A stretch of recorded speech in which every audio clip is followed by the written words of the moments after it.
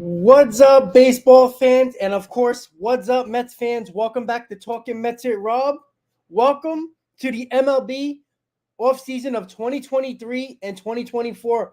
Hopefully, everybody is doing well. Baseball is officially in their offseason. Before we get to anything about the offseason for many MLB teams, obviously, you see the top 20 free agents according to MLB.com and key offseason dates that we're going to be looking at as fans and teams look to get better throughout the offseason. Congratulations to the Texas Rangers. And let's be honest, guys, when you go 11-0 on the road, you deserve a world championship. And it's not like the Rangers had an easy path to victory and to the World Series. They lost the division late. They held on to a wild card spot. They went through it pretty well, and they basically, they had some trouble with the Astros, but they basically dominated every other series, even the World Series. And my whole thing with having a top 10 payroll pays off once again. The Texas Rangers are in the top 10 in payroll over the last 2 years, spent over $800 million to form their roster, and another top 10 payroll team wins the World Series. Again, the Arizona Diamondbacks fought. They were gritty. You give them a lot of credit for what they did, but once again, it just wasn't enough. Just imagine if they had that $250 to $300 million player that, guess what? Who was a World Series MVP in Corey Seager.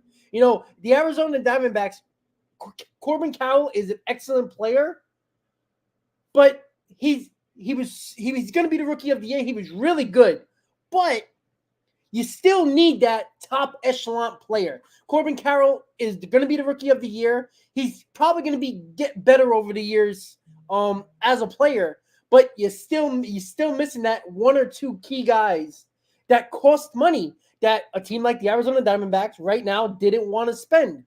And again, they probably were never in their right mind thought they were going to be in the World Series this year as they skimmed into the playoffs. And again, looking at the Arizona Diamondbacks, and you're a team like the Padres or the Yankees or the Mets team or the Cardinals for that matter, teams that spend a lot of money and didn't make the playoffs, you weren't too far from being in the playoffs. That's how close you are to being in the playoffs. You can be the Arizona Diamondbacks. And I don't believe that any of those teams that I just mentioned are that far off. It takes a little bit of luck, obviously, but it also takes the right players as well. And that's where the Mets have to actually look at when it comes to the Mets in general. As if you don't know, I am a Mets fan. I think you guys can tell. And this is just a wide spectrum MLB baseball live stream until we get really into it. Again, guys, I'll be going through MLB Hot Stove throughout the off season. I'm going to do Mets Hot Stove, and I'm also going to do MLB Free Agent Frenzy. So 3 live streams, 3 different reasons. You can have MLB Free Agent Frenzy when it's absolutely insane, when they really get into it. Again, you get the key dates that you really got to know. Again, 5 days after the World Series is qualifying offers, where teams have to offer players that are eligible qualifying offers. And obviously, what does that mean? That means if the player doesn't accept a qualifying offer from their team, they officially become a free agent, and the team that signs that player loses a draft pick. And that's how that qualifying offer works. So you get 5 days after the World Series, and I believe the Mets don't have any qualifying offers, if I'm not mistaken. So we're not really going to have to worry about on the Mets side when it comes to their players signing somewhere else and them gaining a draft pick from another team. But the Mets have decisions to make when it comes to players that might have a qualifying offer. So that's where we are when it comes to the Mets side. And again, top 20 free agents according to MLB.com. So what is a team like, again, the Padres, the Yankees, the Mets, the Cardinals, teams that were supposedly supposed to make the playoffs with basically, I wouldn't say flying colors, but I mean, a lot of them were favorites to go deep into the playoffs, and they didn't even make the playoffs. So what do teams like that have to do, right? You already hear a lot of rumors about Yamamoto, Shohei Ohtani, Juan Soto trade, a couple of pitchers on the market trade-wise. There's so many ways to look at it. And again, if you look at the free agents, there's a ton of pitchers. You got a couple of top echelon pitchers, but most of them could be a decent number 2. Most of them are number 3s, and obviously more that are 4 or 5s. And that's where, signing a guy like Yamamoto, making trades, Corbin Burns, Dylan Cease, pitchers like that are also going to be on the market. Another Japanese pitcher in Shota Imanaga, excuse me, that are going to be, again, I think the team that loses out on Yamamoto is probably going to go after Imanaga when it comes to international signings. And, of course, Yariel Rodriguez, I did a video about a week ago, who pitched in Japan, is a Cuban player that pitched in Cuba and also Japan over the last couple of years. He did not pitch in 2023, except in the World Baseball Classic. He was a starter that turned to reliever in his last season that he pitched. And when he pitched for Cuba, he pitched as a starter, but he was changed into a reliever last year in Japan. So that's another pitcher that could help solidify a bullpen going forward, or at least some teams might see him as a starter, but that's another guy as well. And again, the big bats, you can talk about Shohei Ohtani, who's not going to pitch in 2024, but is going to be able to DH in 2024. Look at the bats. You got Shohei Ohtani, you got Cody Bellinger. I mean, you look down, JD Martinez, Matt Chapman, Jorge Soler, Jung Ho Lee from Korea, Lloyd Escorial, who we've seen a lot of in the postseason, Teoscar Hernandez. Rhys Hoskins is going to be a very interesting player because coming off that knee injury, is he going to take a 1-year deal to show what he can do after the injury? And again, he's a first base DH option. And I actually brought him up a couple of weeks ago with the Mets because he would be a good option as like an everyday DH who, brings that power, can protect Pete Alonso in the middle of that order. Again, he can play a little bit of first base, not great defensively, but can spell Pete Alonso every now and then at first base as well. Or the Phillies going to bring him back. There's going to be so much that teams like the Mets and the Yankees, again, this is probably going to be the first time in the Steve Cohen era when in regards to the Mets that they're actually going to face off and fight it out for a couple of players on the free agent market and the trade market. Two players is Juan Soto and Yamamoto. We know the Mets and the Yankees have scouted Yamamoto for probably since, I would say, probably late last year and definitely in the beginning of this year. In the World Baseball Classic, Steve Cohen, Billy Epler were at the World Baseball Classic in Japan, and there was a lot of talk about, Ohtani, Yamamoto, and other guys like that. And there's been a lot of speculation that the Mets are not going to be outbid for Yamamoto. Again, we'll see how that happens. Again, if Steve Cohen wants a player, he can outbid any owner. And again, by the way, the darlings that everybody wants to talk about the Mets and how they failed with the highest payroll in baseball and in baseball history. The Padres, who continue to spend a ton of money over the last 3 years, couldn't even afford their payroll. They had to take out an interest loan of $50 million to afford their payroll. And that's where I posted on Twitter or X, whatever you want to call it. And I'll look at your comments in a little bit, guys. I apologize for that. This is why having Steve Cohen as an owner should put a smile on your face. Again, it hasn't worked out the way you wanted to, but again, luck is involved. You can say that for the Yankees. If they didn't lose Judge, who knows if they would have won 90 games and made the playoffs. There's so many ways to look at it. The Cardinals, right? In a bad Central Division, a lot of things went wrong for them too. Their rotation was in shambles. They even traded Jordan Montgomery as well. So there's a lot to look at with that as well. having Steve Cohen as an owner, you know that he doesn't have to take a $50 million loan out. And he also helped with the capital investment of the team of the Mets and basically bought out the debt of the team so he can reinvest money in the team. And if people remember when the trade deadline happened, people were like, oh, what he said in his comments, he's not going to go all in. He's not going to spend a ton of money again. He's going to, half-ass this offseason. He just paid off the debt the team had from the Wilpons as a capital investment. And that allows him to put more money into the team itself, not the aesthetics of Citi Field and around Citi Field, for the team itself. That's specifically for the team in reinvesting that money. And that just shows you that he's going big time once again. And again, I don't want to hear, oh, spending money doesn't buy you championships. Look at the Texas Rangers, all right? They were top 10 in payroll. They spent over $800 million in 2 years. And 2 years ago, when they started spending that money, they went to a season where they lost 100 games. So don't tell me spending money does not work, because it does. I'm not saying spending money is the end all be all. You got to put the right players around you. And you saw what happened. It was the guys that they got at the deadline that helped. Even though Scherzer was terrible, he had a 3.5 ERA with them when he pitched about 8 starts during the season and 3 starts, which wasn't very good in the postseason. And they also picked up Jordan Montgomery as well. And that's along with, in the beginning of the year, with Nathan Eovaldi, Andrew Haney, and all of that as well.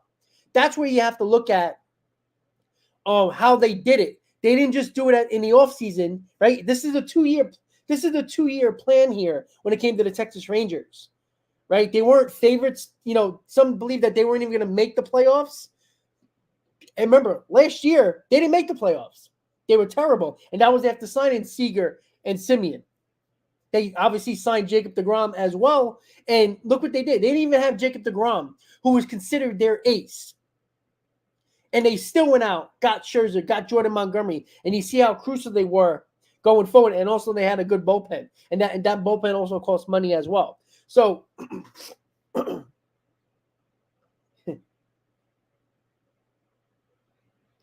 well, LA Bucks, okay, but the Mets didn't trade DeGrom away. He went elsewhere. And again, it's okay. It's okay. Look, the Wilpons and LA Bucks, when it comes to DeGrom and the Mets, the Wilpons, when they owned the team, did not put a good enough team. They didn't want to spend more money to put a better team around Jacob deGrom. After 2015, it was basically downhill from there. Even though we made the playoffs in 2016 in the wild card against the Giants, they didn't. You look at 2015, they didn't put a lot of money into that team. They got lucky and got the right guy at the deadline, and that was basically it. And in 2016, they signed that same player that helped them take it to the playoffs in Cespedes, and they didn't do nothing else. You would think, making it to the World Series in 2015, hey, we only need a couple more pieces to put around that team in 2016 to, hey, let's get back to the World Series, like the Royals did in 2014 and did a little bit more in 2015. That's what they did.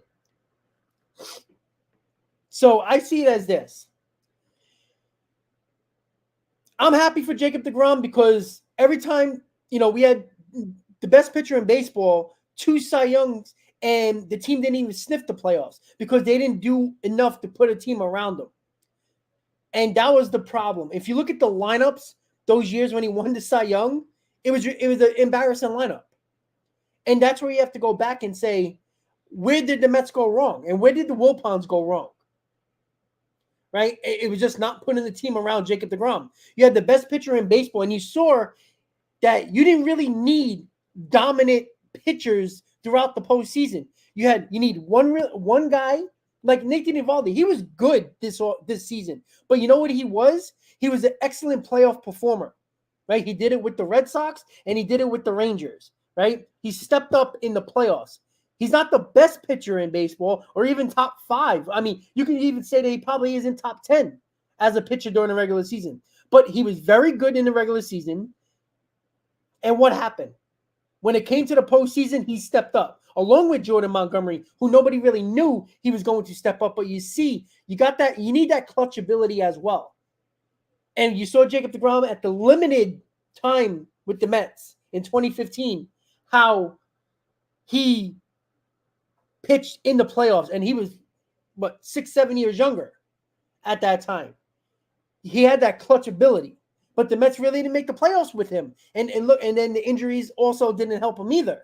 But let's not act like Jacob deGrom was an integral part of winning the World Series. He only pitched, in April. That was it. So I know LA Bucks just said, give Frank Tank credit. I'm not going to give Frank the Tank credit because he is a miserable bastard. All right? We're all Mets fans. Of course we're frustrated. But when he has a positive take on the Mets ever, that's when I'll give him a little bit of credit, because he's always negative, and that's okay to be negative, but also you have to be a little realistic as well. I mean, if you haven't noticed, he's negative with every one of his teams. He was negative with the Devils last year, who almost won a Stanley Cup. All right, so that's the type of miserable guy that is never going to be happy. The Mets will win the World Series, and he'll give you all the problems of why they shouldn't have won the World Series. That's the type of guy that I don't take seriously. And he's a guy who performs, and the reason why he's so popular is because he's negative. If he has positive takes, nobody cares. Yeah, exactly, Ethan. That's what he should do. You know what? Why don't he become a Yankee fan then? If he's going to complain so much. He did it with the Nets to the Knicks, right? So it looks at it. It shows so many ways that, and then people continue to go crazy about pitching. That's all I see in the comments, and I appreciate the comments, by the way. And I'm trying to catch up. I know there's a lot of comments really going quick, so I'm trying to catch up. And people were emailing me and texting me and messaging me on my social media pages about the Mets need pitching. Absolutely. You need good pitching during the season. You don't need great pitching. You know what? The Mets were supposed to have great pitching over the last 2 seasons. How did that work out when it really mattered at the end of the day, right? And I'm not saying, the Mets went the route of older pitchers as the top of their rotation. Absolutely. But in 2022, the Mets had the best rotation, one of the best rotations in baseball. And then when they got to the playoffs and you relied on it so much that if one thing went wrong, it was basically downhill from there. And that's where you can't just rely on pitching so much. And you saw the Rangers, if you really look at it, they beat up teams offensively.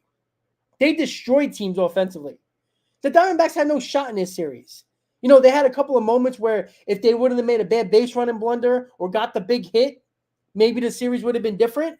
But, they scored 10 runs in 2 innings. All they did was score runs. They bludgeoned teams. And yeah, a lot of it was, with the home run too, but they put the bat on the ball. They didn't strike out a lot. Texas was one of the best hitting teams in baseball, average-wise. And don't tell me average doesn't matter when they had the highest average in baseball throughout the season. And it showed in the playoffs. They did not strike out a lot. They put the bat on the ball. And when they needed that big home run, they hit it. They don't have huge power hitters. All right. They didn't have, they don't have 45 home run guys all up and down this lineup. They have a couple of 20, 25 home run guys and a couple of, big power bats, but they put the bat on the ball. They got on base. They stole bases when they needed to. They bunted guys over when they needed to. They got a clutch hit when they needed to. They put the bat on the ball. They made the defense work. You put the bat on the ball, good things can happen. Sometimes defense makes mistakes. And again, the Mets were so successful in 2022 because they were one of the better hitting teams average-wise in baseball, along with hitting those clutch home runs, getting that big RBI with 2 outs. That's what the Rangers did. If you look at the Rangers and look at the offense for the Mets in 2022, it's very similar offensively, even power-wise. It was very similar offensively, and that was because average-wise was so important. And don't tell me that the Mets didn't replicate it. It was very similar. And the Mets had a better rotation going into the playoffs than the Rangers did. Yeah, muted. The Rangers mortgaged their future, absolutely. But they got to, again, who cares about the future when you win a World Series? All right, the Cubs mortgaged their future to win a World Series. At some point, again, this is their first World Series in franchise history. You think they're going to care? Now, maybe 4 years down the line, when, Corey Seager and Simeon are older and Jacob deGrom's contract looks terrible, but they got their World Series. I don't want to hear about 4 years from now when all they're going to be talking about is the 2023 World Series and their first championship in franchise history. Sometimes you can't just worry about the future. Sometimes you have to go for it. Why I was so upset in 2022 with the Mets, because, yeah, you worry about the future, absolutely. But you know what? How about just drafting well? Because you don't need always a top 10 draft pick to continue to draft well. If you got good scouts and draft well, you don't just have to pick in the top 10 and get the right player at the right time. Sometimes it's also development as well. So, again, they lost 100 games 2 years ago. So they basically tanked for a couple of years, spent a ton of money, and drafted well. They have a couple of young kids in there that helped as well. It's a mixture of both. But let's not act like, they had 6 draft picks that were the most important players on their team when Corey Seager, the guy that they spent money on, won the World Series MVP. That's where you continue to see when it comes to teams like that, they won a World Series. You think the Kansas City Royals, who basically didn't sign any of their players that actually helped them win a World Series? And look at that, the 2015 World Series team. Why did the Royals win? Did they hit a lot of big home runs? No. They were one of the better hitting teams in baseball and didn't strike out a lot, right? They mortgaged their team, not spending-wise, but during that time, the Kansas City Royals were a top 10 payroll when they won the World Series. They just boarded on the top 10 because the moves they made at the deadline and a couple of moves that they made in that offseason after they didn't win the World Series the year before. Yeah, Mike, I agree. Bochy was a huge asset to this team. Absolutely, but the players also performed as well. And that's not all managing, all right? Right? Rob Thompson was the darling of the league last year. Oh, Rob Thompson, it was all about the Phillies, and it was all Rob Thompson's doing that the Phillies made the World Series. Well, do you blame Rob Thompson this year? Right? You had Taijuan Walker coming out on Twitter, or X, whatever the hell you want to call it, saying, oh, he was mad that he didn't pitch in the playoffs. So I guess Rob Thompson wasn't that good, right? It was the players that performed. You know why the Phillies lost? It wasn't because of Rob Thompson. It was because Harper and Schwarber and Turner were 4 for 39 in the series against the Diamondbacks the last couple of games. That's why they lost. Yeah, absolutely, right, man. That's what I'm saying. Yeah, Joshua, I understand they will be good for years, but again, they have an older rotation as well, right? They're probably going to lose Jordan Montgomery. Who knows about Jacob deGrom? Nathan Eovaldi is prone for injury, right? So their rotation, right? And they got Scherzer in the rotation as well, which is going to be a disaster, right? So, you see how hard it is to go back to back, right? And their rotation is already going to be different and in shambles next year. But again, what does it matter? They won a World Series, and you take your lumps. And if things work out again and you get a little bit of luck, maybe you win a second World Series in a row. But again, we worry about the future, yet the Mets haven't won a World Series in 37 years. You don't think people in 1986 were worrying about 1994? Of course they were. But they won the World Series.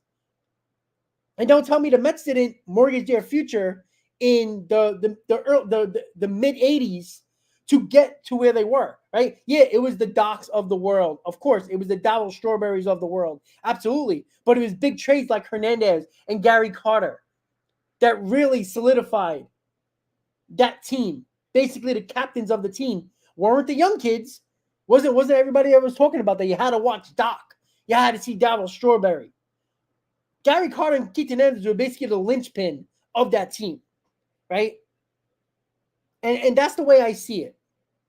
And yes, Bochy with his 4th World Series ring and ties Torrey, but it was impressive what Torrey did with the Yankees because it was with one team. But it's amazing what Bochy has done with 3 teams.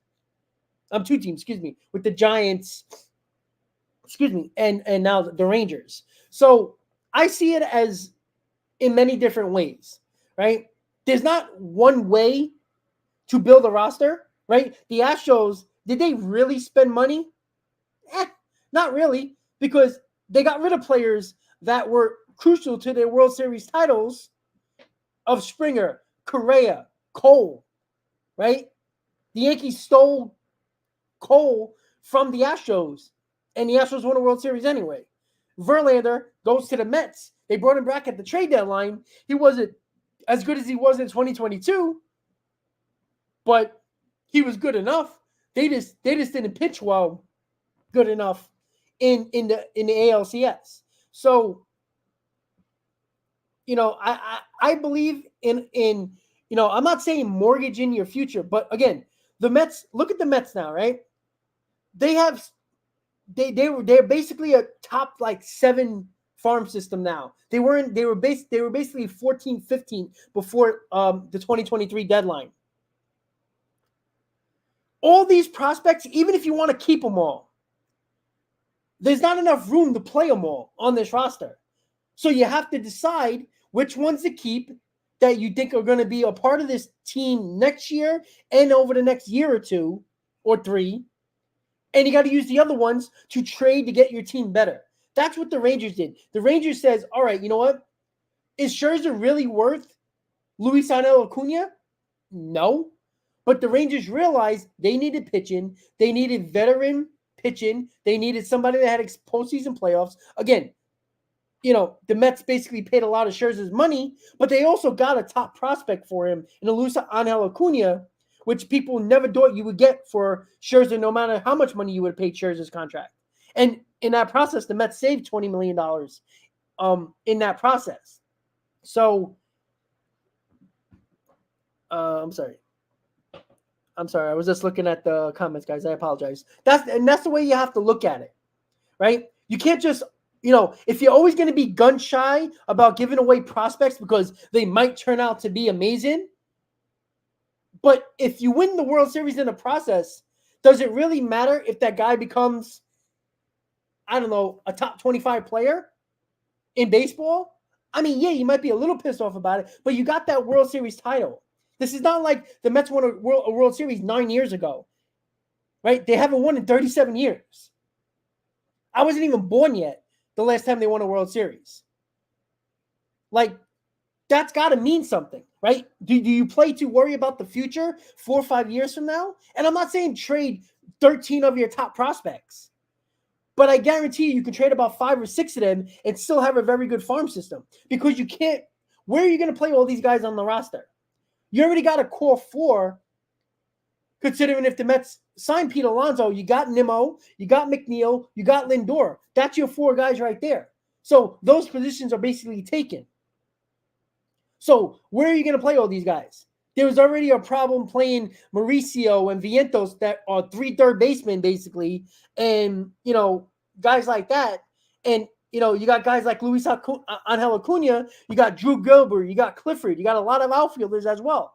And the Mets are going to make a decision, right? Is Mauricio going to be better off on this team or better off trading to get a piece that can help this team now? They got to decide between Mauricio and Beatty. They got to decide. And you could say, oh, that's easy. Pick Mauricio because Mauricio looks like the better player, but what are you going to do with Beatty? Beatty has no value.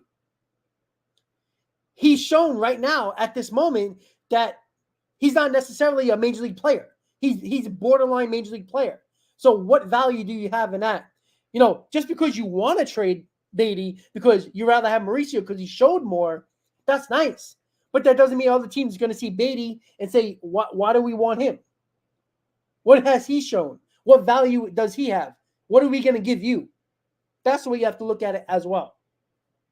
So the Mets made those moves at the deadline. What gives the Mets options now where if they don't want to spend money on a certain area, they can make a trade to help that specific area of need on their roster, right? If the Mets believe that getting an outfielder involves spending or making a trade to get an outfielder, say Juan Soto, for example, right? I don't think it's going to happen, but say Juan Soto. The Mets are targeting Juan Soto. That's the one big trade they're going to use. All right. If you look at Juan Soto, you're going to look at the Mookie Betts trade. What did the Mookie Betts, right? Mookie Betts had 1 year left on his deal when the Red Sox traded him. Similar to Juan Soto. Obviously, Juan Soto is a couple of years younger, but similar 1 year deals left on their contract, right? Verdugo and a bunch of whatevers is what was traded for Mookie Betts. And I'm not saying the Padres are going to, act similar to that, but it's going to be around the same thing. You're not going to probably have to give 3 top 10 prospects. You're probably going to have to give definitely 1 top 5 prospect and probably a mixture of top 15 to 20 prospects in that mix. And then that's where you'll probably have to give up. But you're going to tell me it's not going to be worth it? When you trade for Juan Soto, you're going to have him in the middle of this lineup for 2024, and Cohen's going to actually – you're not trading for Soto without any guarantee of him signing an extension. No team is going to trade for him and not extend him. So there's only a limited teams that can trade for him. There's many teams that can trade for him, but there's only a handful of teams that can afford him, right? A team that can't afford him is not going to trade for Juan Soto in the offseason or at the deadline and say, oh, well, we'll just trade out prospects and not and can't afford them and just let them go at the end of the year. There's only a handful of teams. The Dodgers, the Yankees, the Mets, maybe the Mariners. You heard a little bit about the Cubs, the rumors that are popping up now about Juan Soto and the Cubs. So that's where we are when it comes to that, right? If the Mets focus on saying, hey, we're going to trade for a big bat and then spend money on the pitching, on the rotation and the bullpen, that's what David Stearns is going to have to decide if you're a Mets fan, right? That's what they have to do. The Mets have more than enough prospects in their farm system to trade a few, and it's not going to hurt their farm system to the point where it's bare. Now, you can have an argument in 2022 where the Mets were like 15th and 16th farm systems, where if they made those trades, which I believe they should have made those trades in 2022 because they were the top 3 teams in baseball, and that's when you make that move. That's when you decide, the problem with the Mets in 2022, they were so concerned about their future that they were one of the best teams in baseball in 2022, and they needed a piece, 1 or 2 pieces where they could have used a top prospect or 2 to get what they needed and didn't because they were worried about the future. And guess what? The future bit you in the ass in 2023. So when you have that opportunity, because you don't know if the opportunity is going to come again, specifically if you're the New York Mets, who don't get those type of years often, when you have that opportunity to go for it, you do it. That's what you have to do. You go for it. Because you can't predict the future. Because we walked into 2023 thinking we were going to be in the playoffs, along with the Padres, the Yankees, the Cardinals. But specifically in my situation, the Mets. Right? You don't take a year for granted because you were worried about 2023 or 2024 or 2025.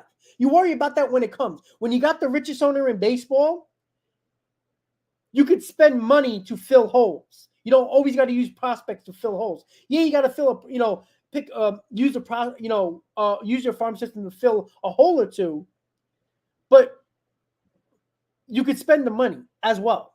And again, another top 10 payroll team won the World Series. So don't tell me that money doesn't matter by winning the World Series. Because when you come up just short, like the Rays did in 2020, like the Arizona Diamondbacks did this year, they were missing that big-time player to add to that Corbin Carroll, right? Tommy Pham couldn't do everything, all right? It was Corbin Carroll and a bunch of players that played well, but you still needed that extra player, right? Simeon became big in the later part of this World Series.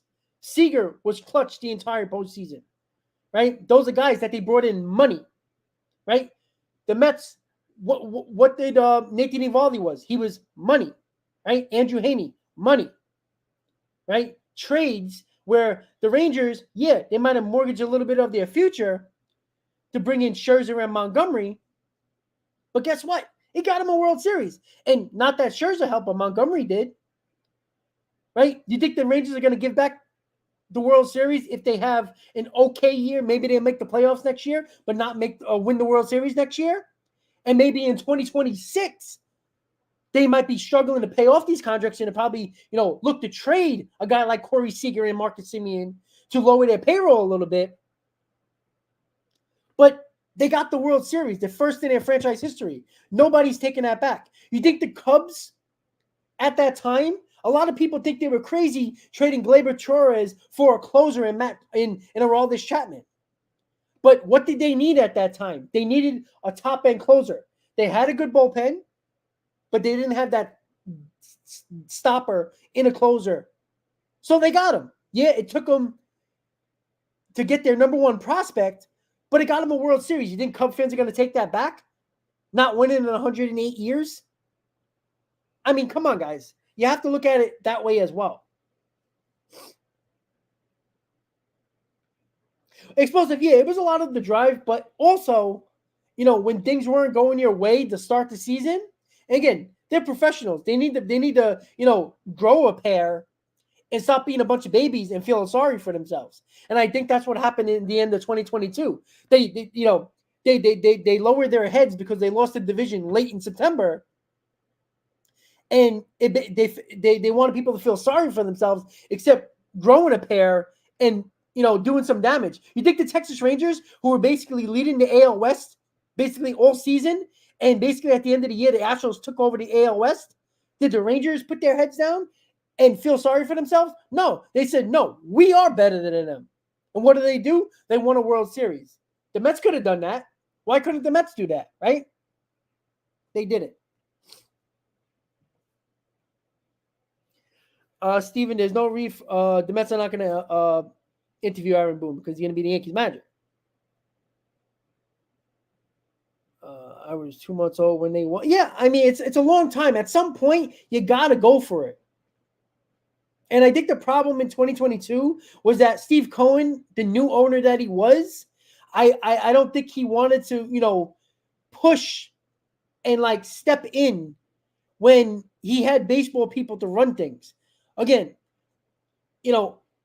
I understand the Mets didn't have a great farm system in 2022, but they still had top guys that they could have traded and did what they had to do to get better in 2022. They could have done it.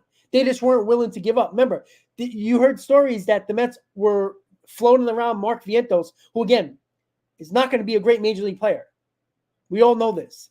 He's positionless, and he's a glorified DH. That's what Vientos is. Teams are not looking for that and not going to give up a major player for a guy like that. That was when you had to float around a Ronnie Mauricio or Kevin Parada or Jet Williams to get better. Yeah, it might hurt in the long run. Wow, look how that player turned out. But who knows? That one player that you got for that prospect could have made the difference in 2022. Maybe not winning the division, but could have helped you in the playoffs. And maybe win a World Series. Sometimes you have to take that chance. Sometimes, yeah, it's a risk, but sometimes you have to make that risk. Not making the risk at the beginning of in the offseason of spending just the money. Because don't tell me that the Rangers, if they would have made those deals at the deadline, they probably would have won a World Series. Jordan Montgomery was a huge part of that rotation. That rotation that, oh, by the way, was missing Jacob deGrom, who they projected to be their ace. And yes, Robert, thank you for reminding me. Omar Narvaez did exercise his option for 2024, so the Mets have their future catcher, hopefully, in Francisco Alvarez, and Narvaez is probably going to be the backup. He's an expensive backup, But I think Narvaez really helped Francisco Alvarez. Again, he's from the same country, and helping him along, I think helped along the way, specifically in spring training and during the year as well.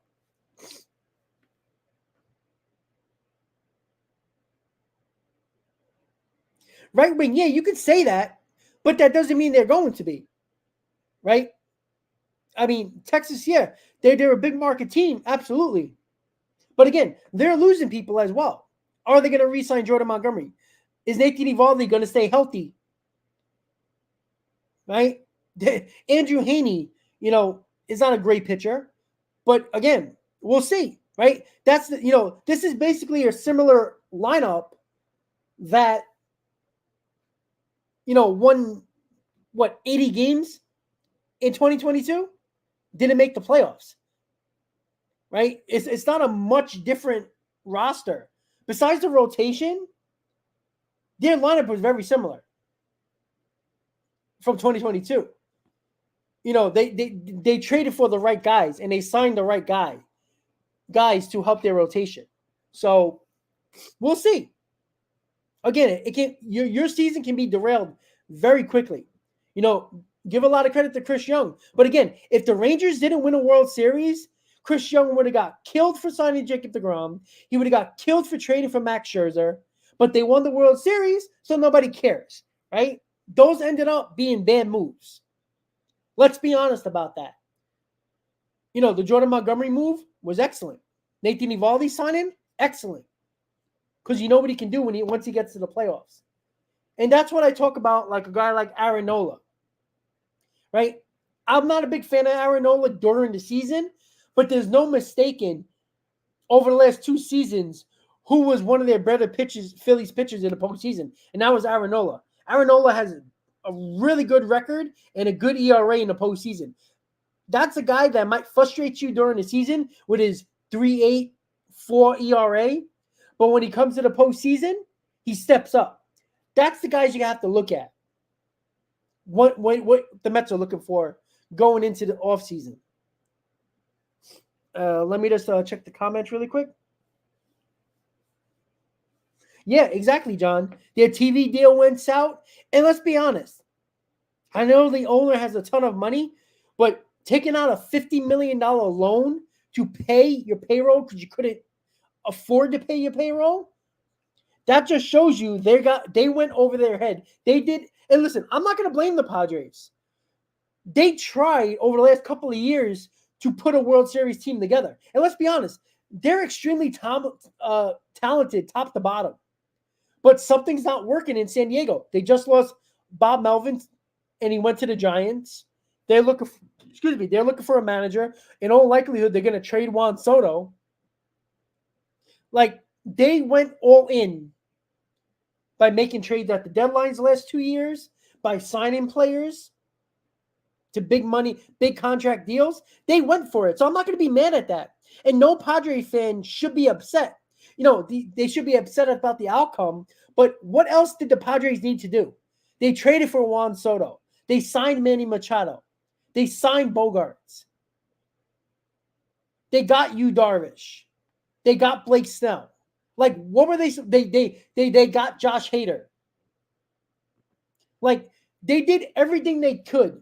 They made trades. They traded guys in their farm system. They spent a ton of money. It just didn't work out. But the Padres fan base shouldn't be upset that their owner and their organization went for it. It just didn't work out. And again, they're still even if they trade Juan Soto, they're still going to be a good team, really good team, and could be a threat. Yeah, explosive. Sometimes I don't really believe in clubhouse camaraderie. That's the end all be all. You also need talent as well, but there is a mixture of personalities that are not clashing, that are working out in that Padres dugout. And again, talent, is mostly important, almost 95% important, right?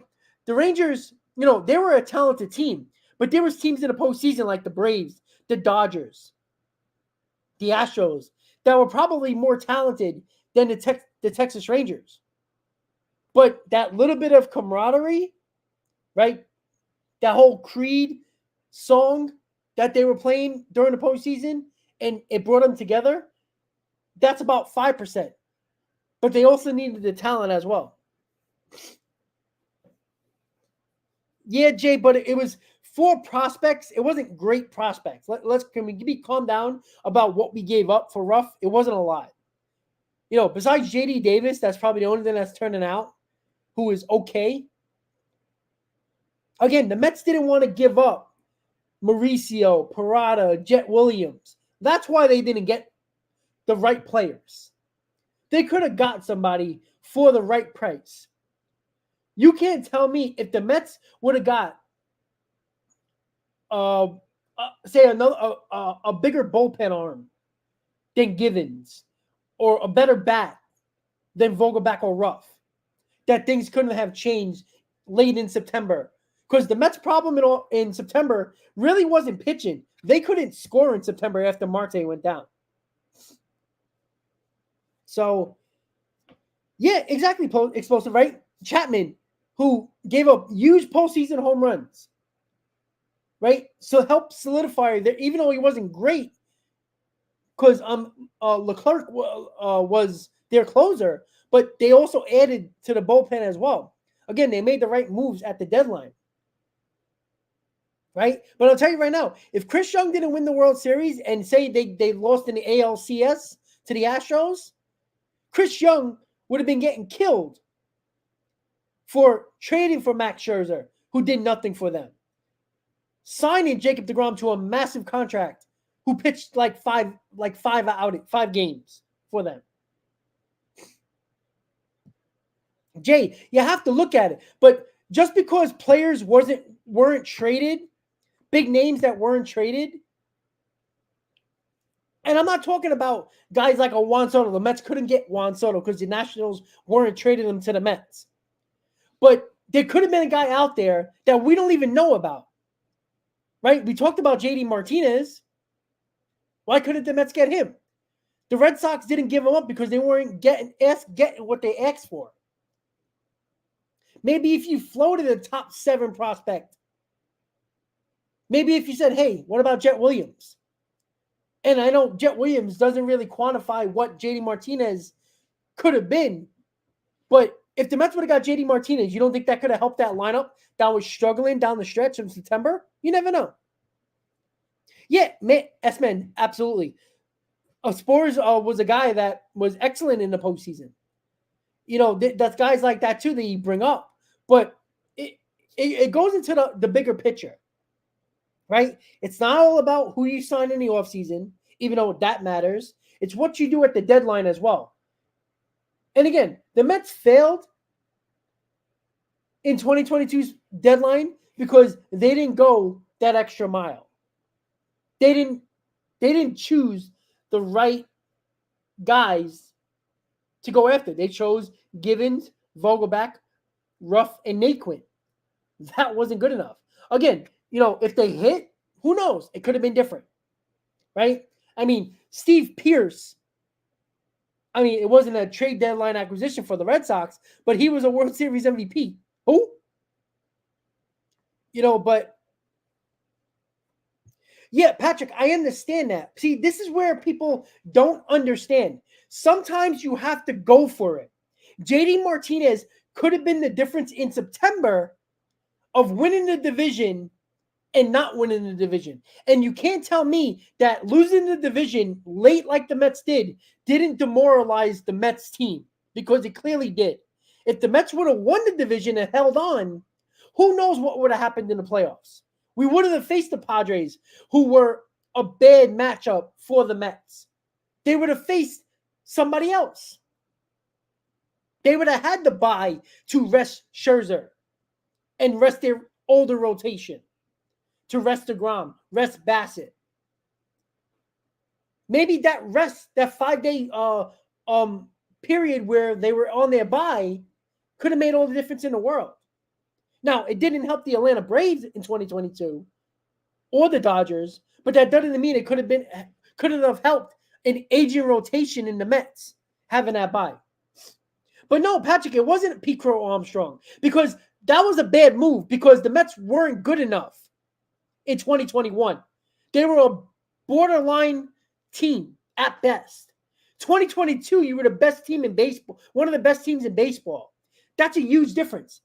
It's a 20-game gap from 2021 to 2022. I don't want to hear about 2021. That was a stupid move by Sandy Alderson. That team was not good enough. Now, a Javier Baez type of bat was what the Mets needed in 2022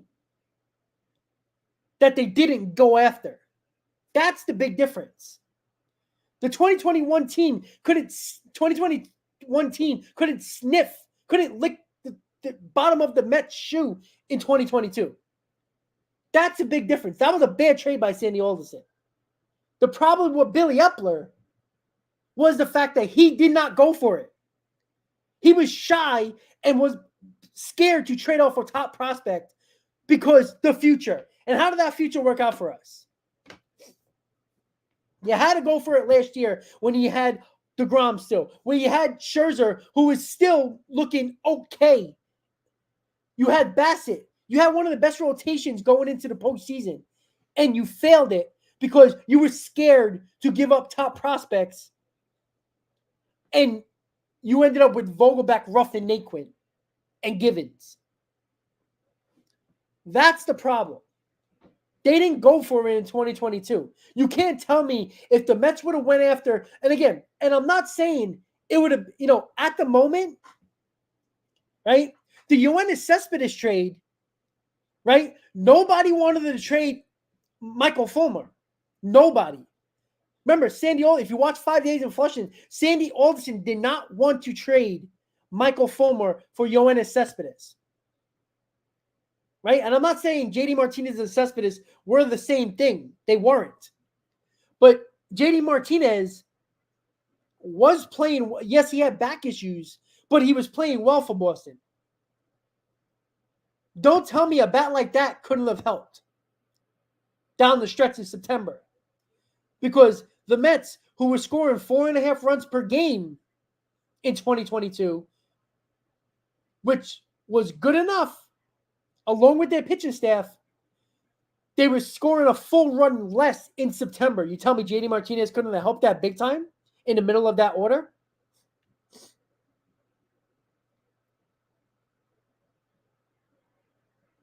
Okay, Patrick, but again, if Steve Cohen can do it over, I guarantee you he would have went after a better bat in 2022.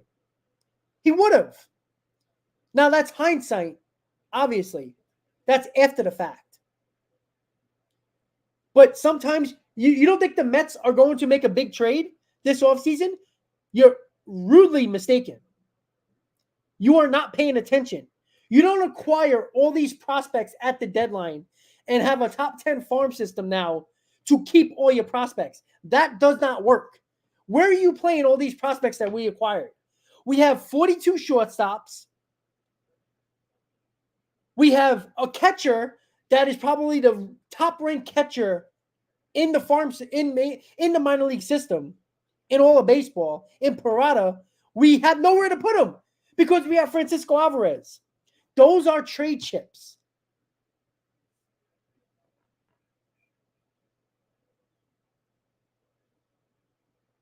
Well, explosive, that's fine. A GM is not technically, no, they might hire a GM just for namesake, but let's be honest. Chris Young, right, is the GM, but he basically runs the organization. David Stearns is basically what Chris Young is. But explosive, that's the point. You're going to tell me they couldn't dangle Kevin Parada or a Jet Williams? Where's Jet Williams playing? Everybody loves Jet Williams. Where's he playing? If you decide you're gonna keep Mauricio and McNeil's gonna be a part of this infield, where is Jet Williams playing? He's an infielder. He's gonna pitch? Like, that's the point. That's why the Mets had to prioritize in 2022. Wow, look how good Jet Williams is. Maybe Mauricio was expendable. Maybe if you dangled Mauricio to teams that were trying to trade players, right? The Red Sox came out and Chaim Bloom came out and said they didn't trade JD Martinez because they didn't like what they were getting offered for JD Martinez. And I'm not saying, give Mauricio over JD Martinez. But what if the Mets would have said, listen, we'll give you Jet Williams. You lost Bogarts. Yeah, you signed, a terrible Trevor Story. But he could be an infield of the future along with Devers. Now, it looks like a stupid trade, but what if JD Martinez was that missing piece? Because sometimes it is that missing piece, right? The same thing with the 2021 Braves. You think Jorge Soler and Rosario were big names at the deadline? No, but they were the right names. And look what they gave up. They didn't give up chump. They gave up decent prospects at the deadline. So that matters. And again, I'm not saying trading your number 1 overall prospect for JD Martinez. But Jet Williams, when you have an abundance of infield prospects, you can't play them all. You can't change them all to outfield, or you're going to have a Lucas Duda, Daniel Murphy situation. Too many infield guys, so you throw them to the outfield. Right? The Mets, the Padres signed Bogarts when Tatis was their shortstop. They said, hey, Tatis, go to the outfield. He's not great in the outfield. Right? Sometimes you have to make that decision. It might be difficult in the short term to make that trade. But if that JD Martinez trade put that team over the top, nobody would care. If Edwin Diaz closed out the 2022 World Series, you think anybody cares about Kelenic? No. Nobody would give a damn. Right? I don't hear anybody talking about Kelenic now when everybody loves Diaz. If Edwin Diaz closes out to win a Mets World Series, nobody gives a shit about Jarred Kelenic, no matter how good he turns out. And how's that working for Seattle, by the way? They barely made the postseason in 2022. They didn't make the postseason in 2023. The problem is, and this is explosive, you made a great point. Now, no matter what the Mets made the decision of keeping Beatty around and Mauricio as well, but that's a situation where Epler was scared to make a decision. Because if they thought Beatty in 2022 was their future third baseman, then Mauricio was expendable.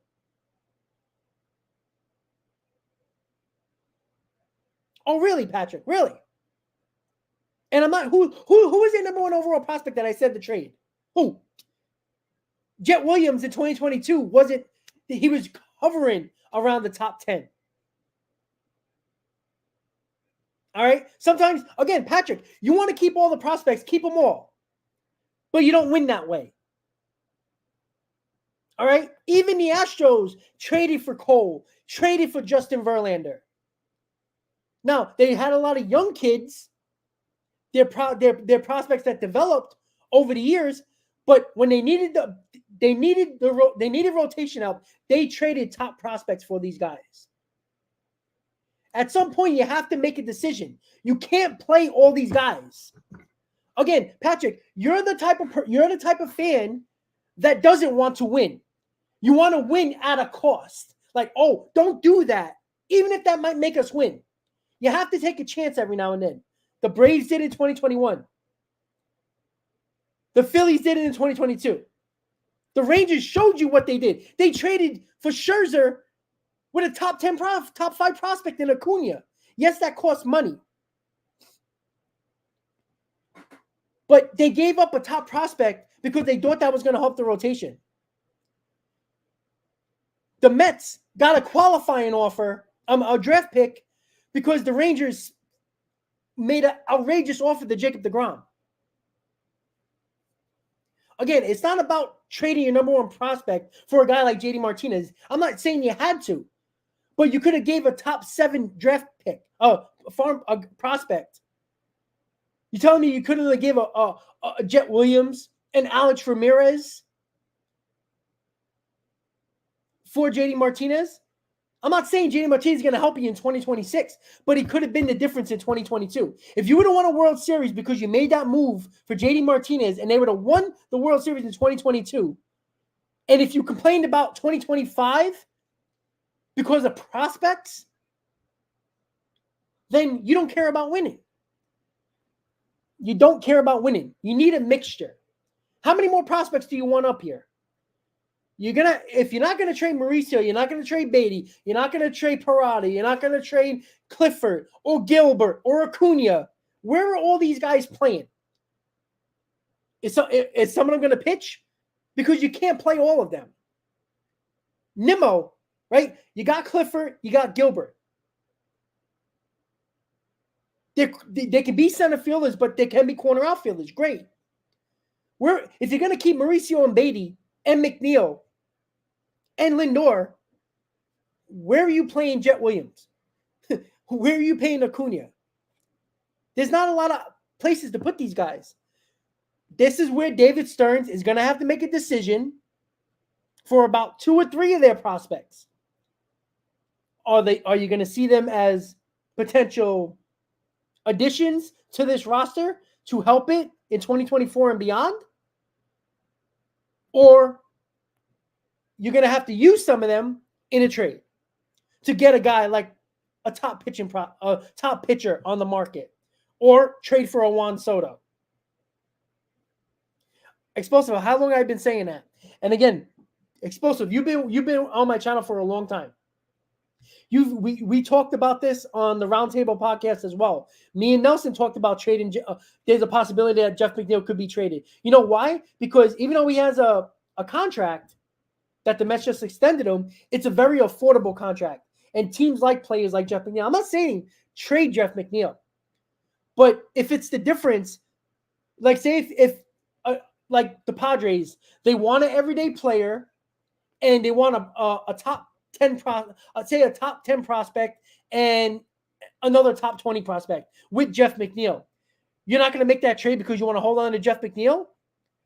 You have 150 infield prospects. There's no reason why Mauricio can't go to second. And I'm not saying he's going to be as good or better than Jeff McNeil, but you're not going to not trade Jeff McNeil because you want to hold on to him, and that deal, you don't make that deal for Juan Soto because of Jeff McNeil. It's crazy. Right? Because the Padres are looking to get lower payroll, and McNeil is on a very affordable contract. You know, trading, I think Soto is making what, $24 million this year, and McNeil's making what, 12? That's a $11 million difference in their payroll, and along with giving them a top prospect or two. I'll tell you right now, if I'm the Padres, I go like this. Now, they're probably going to want 2 top 10 prospects. Probably 1 in the top 5, and definitely 1 from 5 to 10. Right? Maybe even 1 in it between 10 and 15. Right? I give them whoever they want in their top 5 for Juan Soto. Who do you want? You want Jet Williams? Great. Take him. I'm not sure what he's going to do for us when you have 400 infielders. Yeah, Mike, but not all the time you run out your prospects in the major league level. Because if you do that, 90% of them are probably going to fail. So you're going to lower their value. What you want to do, and this is the reason why I said for years the Mets didn't bring up Ronnie Mauricio, and why it took them so long last year to bring up Ronnie Mauricio. Because if they brought him up and he sucked, his value would plummet like Brett Beatty's did. Mauricio now could be a part of this roster, absolutely. But Brett Beatty is basically useless at this point. He hasn't performed at the major league level. His value is down. So what happens? So you don't always bring up your prospects and see how they turn out. That is not always the case. Sometimes the guys in the minors perform well, and you trade them because their value is high to get a big time player back. And if that prospect turns out, all right, fine. But if that player that you brought in brings you to the promised land, right? I don't hear the Braves talking about who they traded for Soler and Rosario because they were top 15 prospects.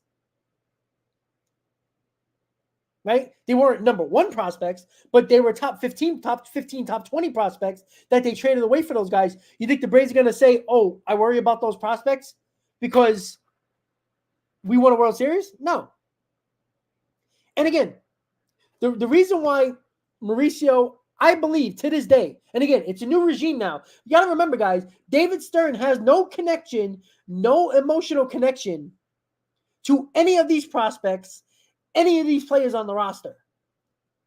So David Stearns might not like Mauricio at all. But guess what? Mauricio has a ton of value. If Mauricio has to be in the trade for Juan Soto, I will drive Ronnie Mauricio myself to San Diego. I won't even make him fly. I'll drive him. Right? I'm not stopping a trade because you think Mauricio is going to turn out. Right? And again, I didn't like the trade when the Mets made it with Cano and Diaz for Kelenic and a bunch of other guys, but specifically Kelenic. I didn't think that was a smart trade.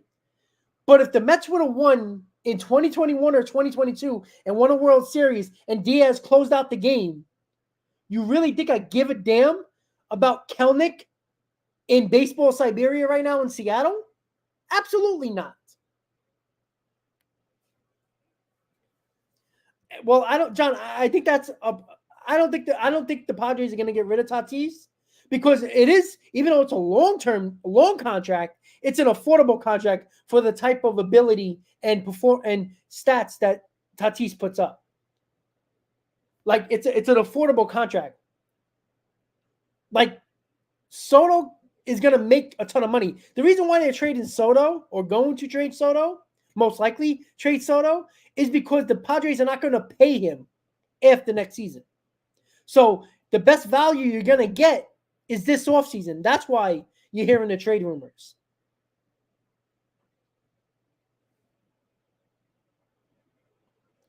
Yeah, they are, Adele. They're actually looking at a couple of international players now. They are. And again, most of them you already know. Again, there's a couple here. Yamamoto, Imanaga, 2-pitcher international. They're also probably going to be looking at Jung-Ho Lee, who is an outfielder, 25 years old, Korea. Not big power, but hits for average. He was hurt last year, but he's a very good player. There's Yariel Rodriguez, who was turned into a relief pitcher in Japan. He didn't pitch this year in Japan, but he pitched in the World Baseball Classic. But in 2022, he was a starter, but the Japanese team turned him into a reliever, but he also can start. So those guys as well. So again, it's going to be very interesting what the Mets are going to do. The Mets are not going to sign they're not going to sign for every open position. They're not going to spend money on every position of need. They're going to make a big trade. If it's for a starting pitcher or for a big bat, they're going to make a big trade. You have too many prospects that all can't fit on a roster. It's David Stern's job to determine which ones to keep and which ones are expendable. Now, some might not. Now, if the Mets decide to trade whatever, say 3 top prospects, say top 20 prospects, and some Met fans are not going to be happy with trading those guys. But at the end, what do we get? And is that going to help us get to where we need to go? You're not trading, top prospects to guys, to the Padres that are probably going to help most likely this year. Or, they might help in years past, but you never know. What happens if the Mets if they trade Jet Williams, Alex Ramirez, and another top 30 prospect for Juan Soto. Let's say that's the case. Juan Soto comes here, performs well. The Mets give him a big contract. The Mets win the World Series in 3 years, whatever year you want to pick.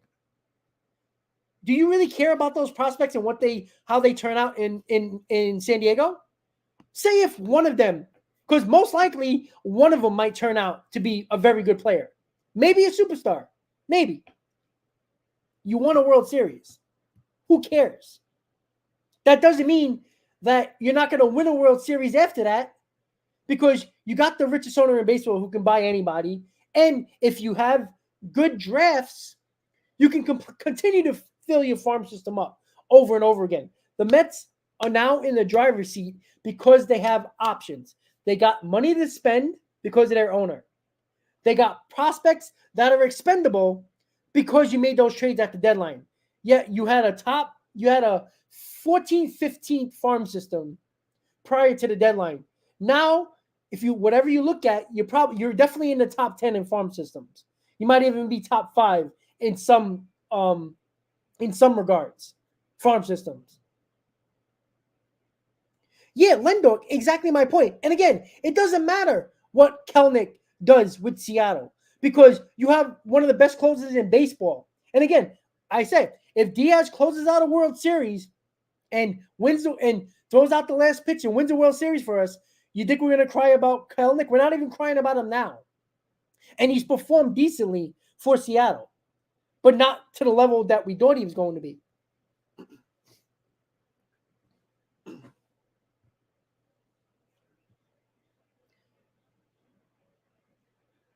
Mets need their prospects, not old rentals. Who's an old rental? Again, you're going back 2 years ago. We don't have a left fielder. Okay. We don't have a right fielder. We still have a first baseman. Third baseman, we have about 45 of them. So let's not act like we don't. We're actually going to use a prospect for third base, most likely in Beatty or Mauricio. Alvarez is already going to be our catcher. Vientos might have a shot if he's not traded to be a part of this DH tandem or get a full-time DH spot. So it's not like we're not using these prospects. We are. Alvarez is going to be our starting catcher. Most likely, Beatty or Mauricio is going to be our third baseman. So technically, we have. And we do have a second baseman. It's called Jeff McNeil. Do you watch the Mets games?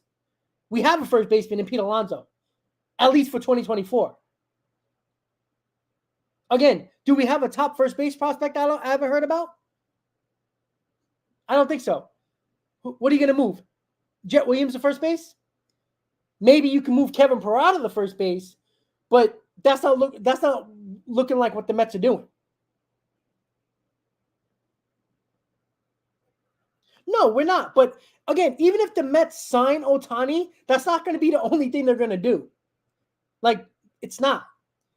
If you sign Ohtani, that gives even more ammunition to make a trade for a big bat or a big starting pitcher, where you don't have to spend more money on another top level starter. Yeah, but Frank, signing Ohtani as a 30-year-old is different than signing a 37-year-old and a 40-year-old in Verlander and Scherzer. That's a huge difference, right? Ohtani's one of the best players in baseball. Yeah, he's not going to pitch in 2024, but he'll probably be one of the better bats in baseball next year. You trade for, you sign, I don't know, say if the Mets sign, I think the Mets are actually going to go after Cody Bellinger. That's probably not going to be a popular among Mets fans, but he could play a corner outfield position. He can play first base. So he's versatile. And again, he's probably going to get a pretty good contract. But would you sign Bellinger because you need corner outfield help? Or is Drew Gilbert going to be a part of this roster and be a corner outfielder going forward? Patrick's talking about, prospects helping this roster. Fine. You want give Drew Gilbert a chance to win the job in right field or left field. Pick one, because he can play all three outfield positions. I have no problem giving kids the opportunity. But you also can't use every prospect for every position. How many games McNeil played second base last year? Doesn't matter. He's your second baseman. The reason why McNeil played left field and right field was because Marte was hurt most of the year. Canna sucked. That's why. If you actually have competent left fielder and right fielder, McNeil's your everyday second baseman. Juan, I wouldn't be mad at that. I wouldn't mind signing Bellinger. I mean, I'm not going to give him $200+ million. But there's only a handful of teams that are going to go after Bellinger. The Yankees are probably going to go after him, most likely. The Cubs are probably going to try to re-sign him.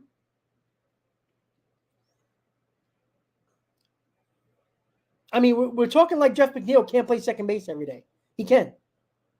Paula, it is a lot of money for one player, but the Mets also gave $40 million to two 37-year-old and a 40-year-old. So a $50 million a year player for one of the best players in baseball, if not the best player in baseball. Who cares? It's money. If you want to go to Patrick's route and not trade any prospects, then you got to sign players to add to the roster. You have 3 holes in the rotation. You have no bullpen, basically. So sign players then. If you want to go to Patrick route, which the Mets did, by the way, last year, they did that in 2022, and they did it in 2023. They didn't trade prospects, and they signed players. How did that work out? Right?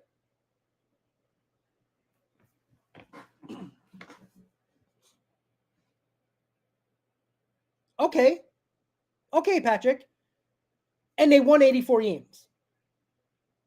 And let's not act like they didn't get lucky either. There's a lot of luck involved too. I mean, and there's a pretty good chance that the Diamondbacks won't make the playoffs next year.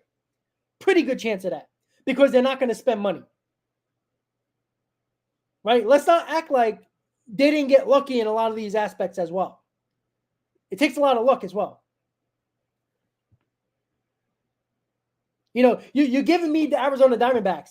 But if I would have told you in September, you would have never brought up any of those guys on the Arizona Diamondbacks, because they weren't even in the playoff spot at that time. They were floundering easily. They were going away quickly.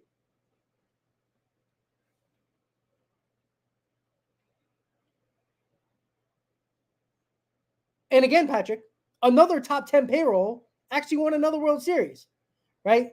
So teams like the Rays, who everybody loves, doesn't get over the top. Now, the Arizona Diamondbacks, they played great, but they didn't win. All right? They played great. I love how they played. But they were missing something because they did not win. They got embarrassed in the World Series. They got their ass kicked in the World Series.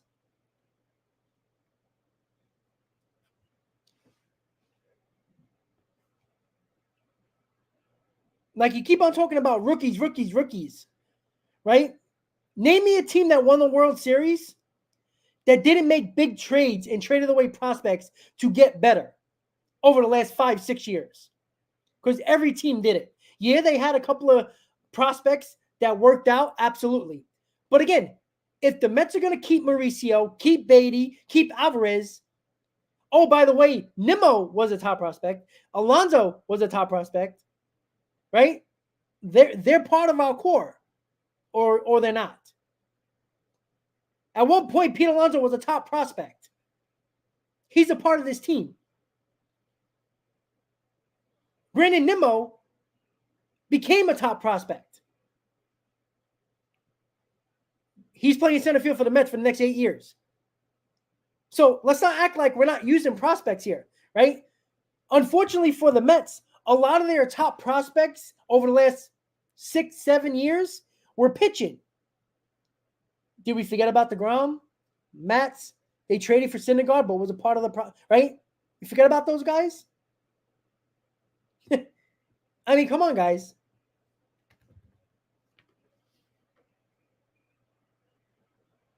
Yeah, exactly. I agree, Power, 100%. All right, guys. So it is official. The MLB offseason has begun.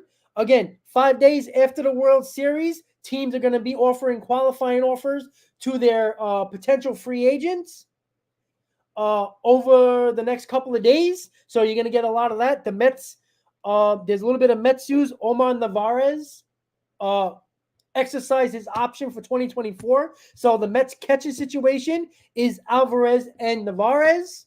So the catching situation, at least at this moment, is set. Shortstop is set. First base is set. Center field is set. Third base, we'll see. Second base at the moment, Jeff McNeil. The infield, shortstop, second base, and first base and catcher is basically set.